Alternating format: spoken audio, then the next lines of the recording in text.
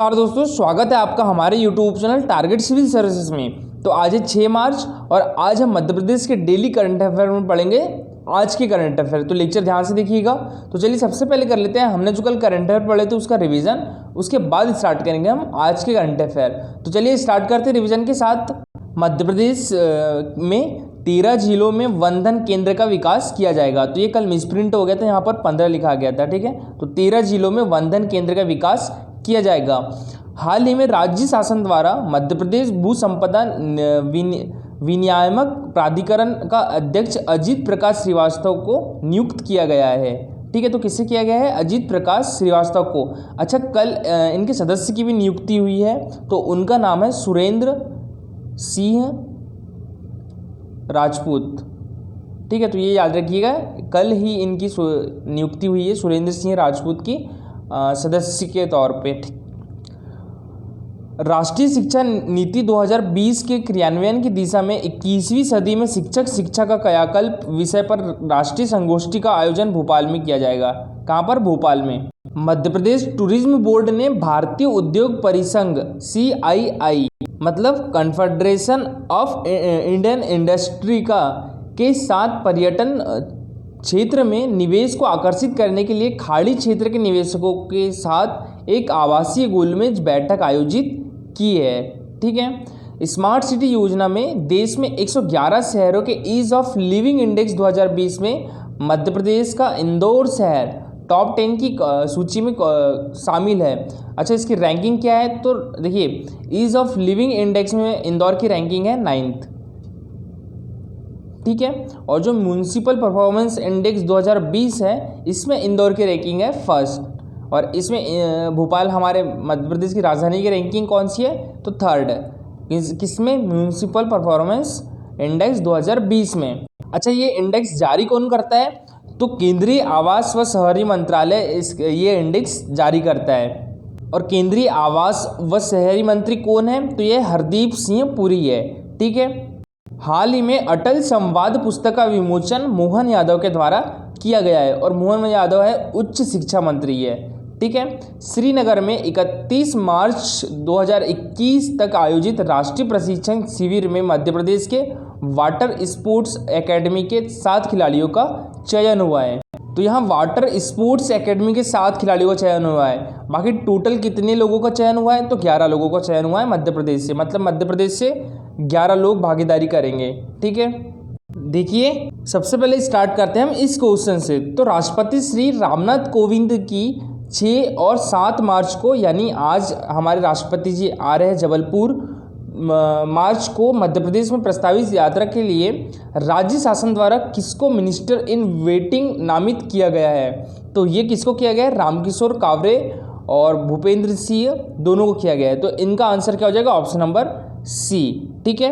अच्छा, रामकिशोर कावरे ये आयुष एवं जल संसाधन मंत्री है, ठीक है। और भूपेंद्र सिंह ये इनके पास कौन सा विभाग है? तो इनके पास है नगरीय विकास एवं आवास मंत्री है भूपेंद्र सिंह। तो जो भूपेंद्र सिंह जी है, ये दमोह हेलीपैड पर राष्ट्रपति जी का स्वागत और विदाई करेंगे।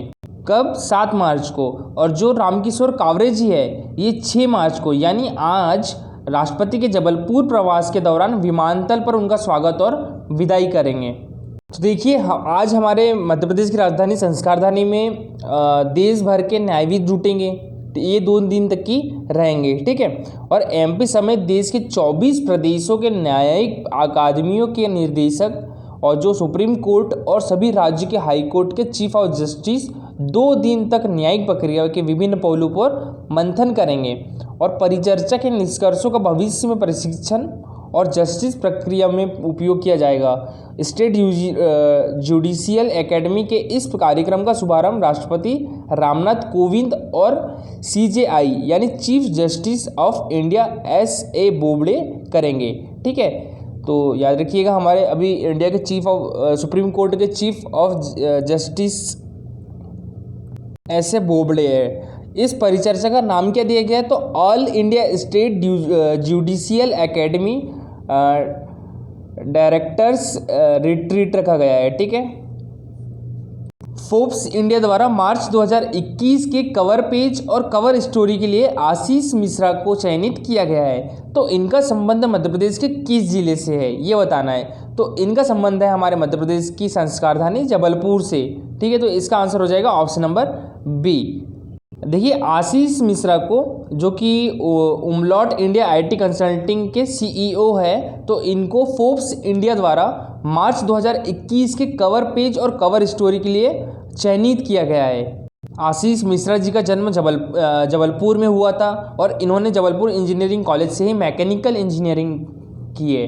ठीक है, और 1997 में उसके बाद पहली जॉब दिल्ली से शुरू की थी इन्होंने, और उसके बाद 2004 में जर्मनी चले गए थे। ठीक है, वहाँ पर 10 साल काम किया है और ये अभी उमलॉट इंडिया आईटी कंसल्टिंग के सीईओ है। ठीक है, चीफ एग्जीक्यूटिव ऑफिसर। देखिए भारतीय रेल में end to end supply chain user depot module system के डिजिटाइजेशन करने के मामले में पूरे देश के सभी जोन में कौन सा जोन नंबर 1 पर है, हमको ये बताना है। ठीक है, तो ये है पश्चिम मध्य रेलवे जोन। तो इसका आंसर हो जाएगा ऑप्शन नंबर ए। और जो पश्चिम मध्य रेलवे जोन है इसका मुख्यालय कहाँ पर है, तो इसका मुख्यालय भी हमारे मध्य प्रदेश की संस्कार राजधानी जबलपुर में है। देखिए बात करें हम पश्चिम मध्य रेलवे जोन की, तो ये कब बना था, तो ये बना था 2003 में। और भारत में कितने जोन हैं, तो भारत में है 17 जोन। ठीक है, याद रखिएगा, जिसमें मध्य रेलवे जोन है। तो मध्य रेलवे जोन का मुख्यालय कहाँ पर है, तो मध्य रेलवे जोन का मुख्यालय है मुंबई में। ठीक है, और पश्चिम रेलवे जोन, तो पश्चिम रेलवे जोन का मुख्यालय है, देखिए मध्य रेलवे जोन का मुख्यालय है मुंबई वीटी में, और पश्चिम रेलवे जोन का मुख्यालय कहाँ पर है, मुंबई चर्च गेट में। ठीक है, और जो पूर्वी रेलवे जोन है इसका मुख्यालय कहाँ पर है, तो इसका मुख्यालय है कोलकाता में। ठीक है, पमरे यानी पश्चिम मध्य रेलवे के महाप्रबंधक कौन है, तो यह है शैलेंद्र सिंह है। तो भारतीय रेलवे ने इस प्रणाली को वर्ष 2020-21 में शुरुआत किया था और इस प्रणाली में कार्यान्वित होने से सभी हितधारकों के साथ लेन देन और ऑनलाइन सूचनाओं के आदान प्रदान में तेजी आई है। और पमरे यानी पश्चिम मध्य रेलवे में 23 मानव रहित रेलवे क्रॉसिंग बंद किए गए हैं। और भारतीय रेलवे में वर्ष 2020-21 के दौरान देश भर में 1300 मानव सहित रेलवे क्रॉसिंग बंद की गई है, जिसमें पमरे में 43 मानव रहित रेलवे क्रॉसिंग गेटों को बंद किया गया है। न्यूयॉर्क की इंटरप्स फंड ने भोपाल के बंसल ग्रुप के साथ किस रेलवे स्टेशन के डेवलपमेंट के लिए 910 करोड़ के ज्वाइंट वेंचर का करार किया है, तो ये किया है हबीबगंज रेलवे स्टेशन। तो इसका आंसर हो जाएगा ऑप्शन नंबर सी। अच्छा, ज्वाइंट वेंचर का मतलब क्या होता है, तो ज्वाइंट वेंचर का मतलब होता है 2 या 2 से अधिक पार्टियों द्वारा बनाई गई एक व्यावसायिक यूनिट, तो उसको बोलते हैं ज्वाइंट वेंचर। तो यहाँ पर एक न्यूयॉर्क की कंपनी इंटरप्स फंड और बंसल ग्रुप है। ठीक है, तो न्यूयॉर्क स्थित इंटरप्स फंड ने भोपाल के बंसल ग्रुप के साथ महत्वाकांक्षी हबीबगंज रेलवे स्टेशन के डेवलपमेंट के लिए भागीदारी की है। और जो यह पहली पीपीपी मॉडल पहल है जो भारत में रेलवे स्टेशन की अवधारणा को पुनः परिभाषित करेगी। और Bansal pathway Habibganj private limited में 49% भागीदारी के लिए यूएस आधारित फंड ने बंसल समूह के साथ 125 मिलियन यूएस डॉलर यानी करीब 910 करोड़ के जॉइंट वेंचर का करार किया है। और यह है उसकी फ़ोटो। अच्छा, यहाँ एक चीज़ याद रखना, देश का पहला जो प्राइवेट स्टेशन है वो भी कौन है, तो ये है हबीबगंज है।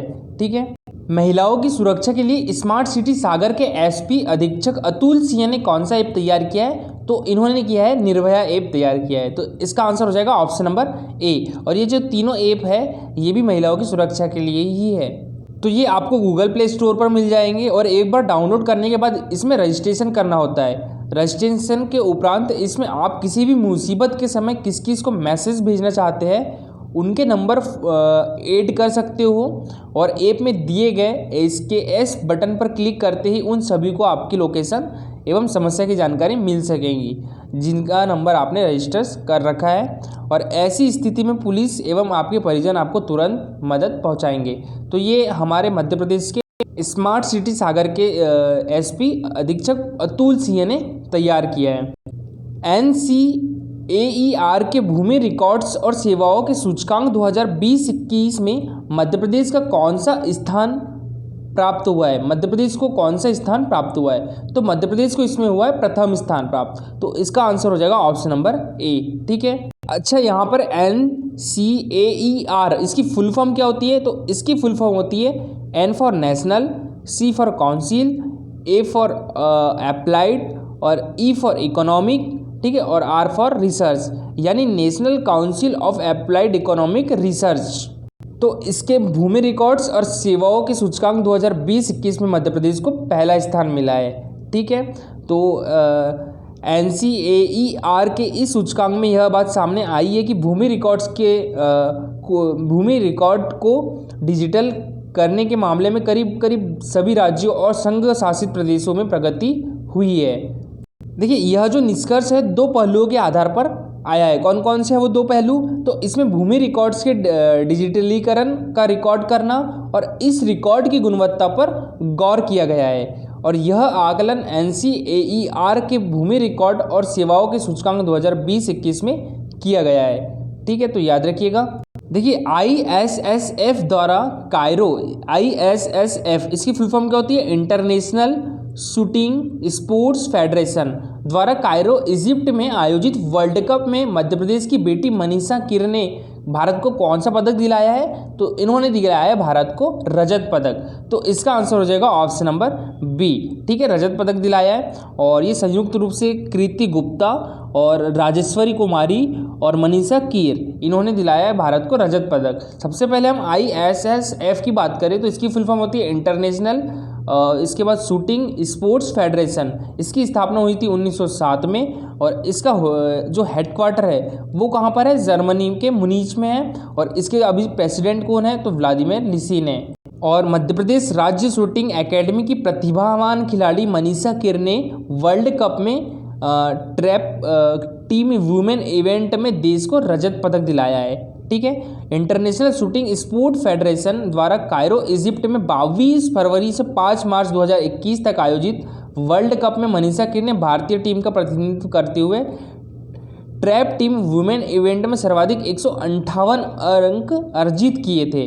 ठीक है। और इनके साथ राजेश्वरी कुमारी और कृति गुप्ता ने 143 और 143 स्कोर किया था। तो कुल टोटल कितना स्कोर हो गया था इन तीनों का? 444 स्कोर हो गया था। ठीक है। और जो पहले स्थान पर रहा है तो वो रशियन फेडरेशन जो कि 463 अंकों के साथ पहले स्थान पर रहा है। सेकंड स्थान पर हमारा इंडिया। ठीक है, तो रजत पदक मिला है। और थर्ड पे जो मेजबानी देश है कौन? इजिप्ट। तो ये रहा है 405 अंकों के साथ थर्ड प्लेस पे, यानी कांस्य पदक मिला है इजिप्ट को। हाल ही में राज्य शासन ने भू संपदा विनियामक प्राधिकरण यानी रेरा, ठीक है, RERA, रेरा का सदस्य किसे नियुक्त किया है? तो ये अभी सदस्य नियुक्त किया है सुरेंद्र सिंह राजपूत को। तो इसका आंसर हो जाएगा ऑप्शन नंबर सी। और जो अजीत प्रकाश श्रीवास्तव इनको हाल ही में अभी अध्यक्ष नियुक्त किया है। ठीक है। और जो अंटोनियो डिसा थे ये रेरा के प्रथम अध्यक्ष थे। और रेरा अधिनियम कब पारित हुआ था? तो ये हुआ था 2016 में। ठीक है। और इनके अध्यक्ष और सदस्य के कार्यकाल 5 वर्ष या 65 वर्ष की आयु पूरी होने तक रहता है, जो भी पहले पूरी हो जाती है। देखिए, रेरा के बारे में एक बार फिर देख लेते हैं। इस अधिनियम 2016 भारत की संसद का एक अधिनियम है जो घर खरीदारों के हितों की रक्षा करने के लिए और अचल संपत्ति उद्योग में अच्छे निवेश को बढ़ावा देने के लिए बना है। 10 मार्च 2016 को राज्यसभा से और 15 मार्च 2016 को लोकसभा से ये पारित किया गया था। देखिए, हाल ही में खाद्य प्रसंस्करण क्षेत्र में समावेशी विकास के लिए साझेदारी निर्माण विषय पर शिखर सम्मेलन का आयोजन कहाँ पर किया गया है? तो ये किया गया है ग्वालियर में। ठीक है, तो इसका आंसर हो जाएगा ऑप्शन नंबर डी। और इसका आयोजन किसके द्वारा करवाया गया था? तो देखिए, किसकी पहल पे करवाया गया था? तो केंद्रीय मंत्री नरेंद्र सिंह तोमर की पहल पे करवाया गया था। और ये है हमारे केंद्रीय कृषि मंत्री है। ठीक है। और इसका उद्देश्य क्या है इस शिखर सम्मेलन का? तो उद्देश्य चंबल क्षेत्र के खाद्य प्रसंस्करण क्षेत्र से जुड़े लोगों तक पहुंचाने के साथ स्थानीय उद्यमियों को प्रोत्साहित करना। और जो खाद्य प्रसंस्करण सम्मेलन में ज़्यादा फोकस किस पर रहा? तो ये ग्वालियर और चंबल संभाग पे रहा। ठीक है। देखिए, हाल ही में मध्य प्रदेश शासन द्वारा जारी नियमानुसार प्राकृतिक प्रकोपों से होने वाली हानि की श्रेणी में निम्न में से किसे शामिल किया गया है? तो देखिए अभी शामिल किसे किया गया है, वन्य प्राणी द्वारा पहुंचाई गई क्षति। तो वैसे इसका आंसर हो जाएगा ए, लेकिन ये जो तीनों हैं ये प्राकृतिक प्रकोपों से होने वाली हानि की श्रेणी में ही आती है। ये तीनों, आग लगने द्वारा क्षति भी और किसी भी प्रकार के प्राकृतिक प्रकोप द्वारा क्षति भी। तो चलिए देखते हैं। तो राज्य शासन द्वारा जारी आदेशानुसार वन्य प्राणियों द्वारा मकान में पहुंचाई गई क्षति को भी प्राकृतिक प्रकोपों से होने वाली हानि की श्रेणी में शामिल किया गया है। ठीक है, तो और इसके लिए मुआवजा क्या रखा गया है, तो देखिए इसके साथ ही प्राकृतिक प्रकोप या अग्नि दुर्घटना के साथ वन्य प्राणियों द्वारा पीड़ित परिवार के कपड़े, खाद्यान्न, बरतने की हानि के लिए प्रति परिवार को 5,000 रुपये आर्थिक अनुदान के रूप में तथा 50 किलोग्राम खाद्यान्न, गेहूं और चावल के रूप में और 5 लीटर केरोसिन तत्कालीन सहायता के रूप में दिए जाएंगे। अच्छा, इनमें से किसने स्वतंत्र भारत का पहला बजट पेश किया था, तो ये किया था आर.के. शनमुखम शेट्टी ने। तो इसका आंसर हो जाएगा ऑप्शन नंबर सी। और ये कब किया था इन्होंने पेश, तो ये किया था 26 नवंबर, ठीक है, 1947 को। तो याद रखिएगा 1947 को। अच्छा, यहाँ बात करें कि भारत का पहला बजट कब पेश हुआ था, तो ये हुआ था कब हुआ था, 7 अप्रैल 1960 को। ठीक है, एक सेकेंड, 7 अप्रैल 1960 को। यहाँ प्रॉब्लम होती है लिखने में, सॉरी। ठीक है, और किसने किया था बजट पेश, तो ये किया था जेम्स विल्सन ने किया था। ठीक है, अच्छा देखिए सभी लोगों ने बहुत अच्छा आंसर किया था, लेकिन आज का जो अच्छा आंसर किया है, एक तो किया है कन्हैया लाल कुशवाहा जी ने और एक किया है सुप्रिया तिवारी ने। दोनों ने बहुत अच्छा आंसर किया है, बाकी लोगों ने भी बहुत अच्छा आंसर किया। थैंक यू सो मच, ऐसे ही आंसर करते रहिए। और आज आपको बताना है कि भारत आसियान युवा सम्मेलन 2017 का आयोजन कहाँ किया गया था। ठीक है, ये था कहाँ किया गया है। ठीक है, तो ये 4 ऑप्शन दिए आपको बताना है। और दोस्तों ये हमारा टेलीग्राम चैनल और ये हमारा इंस्टाग्राम चैनल, इस पर डेली होता है 20 क्वेश्चन का क्विज़, तो आप ज्वाइन कर सकते हो। इसकी लिंक आपको हमारे वीडियो के डिस्क्रिप्शन बॉक्स में मिल जाएगी। Thank you for watching this video.